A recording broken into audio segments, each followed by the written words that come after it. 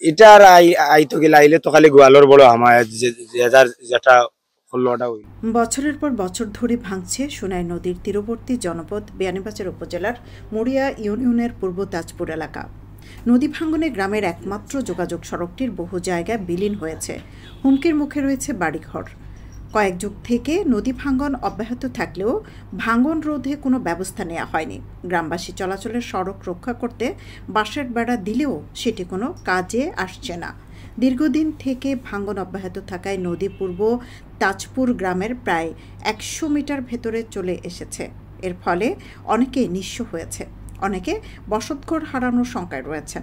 বিয়ানীবাজারে টিএনটি রোডে ইবনে আল মতিন টাওয়ারে রেডি ফ্ল্যাট ভাড়া দেওয়া হচ্ছে। শীতাতপ নিয়ন্ত্রিত কক্ষ, attach bathroom, kitchen, dining, lift, CCTV, বিশাল পার্কিং ও ছাদ সহ থাকছে শিশুদের জন্য বিনোদনের ব্যবস্থা।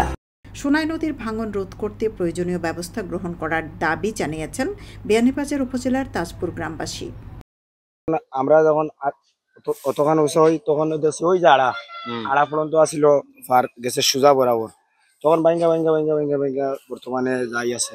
এটা সরকার থেকে আইছিল, পরবর্তীতে কিছু আমরাও মানে সহযোগিতা করিয়া সবাই মিলিয়া করছি যতটুকু পারছি। এটার আইতো গেলে আইলে তো খালি গোয়ালর বড় আমায় যেটা হল্লোটা হইল। এই নদীটা আমরা ছোটবেলা অনেক দেখছি, অনেক দূর আসলো রাস্তা হদিকে, আর এখন আমরা ভাঙ্গিতে ভাঙ্গিতে আইসে, আমরা বাড়ির পাশে আইসে রাস্তাটা।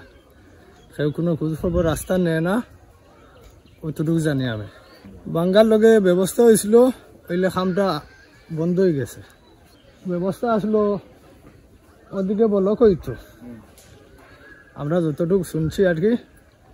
এখন আর কোনো ইয়করা জান না, আইসলো আর কি, আইলে আর কি স্কিন আইছে, আর শুনছিলাম খাম হইতো, আর খাম হইছে না, অতটুকু জানি।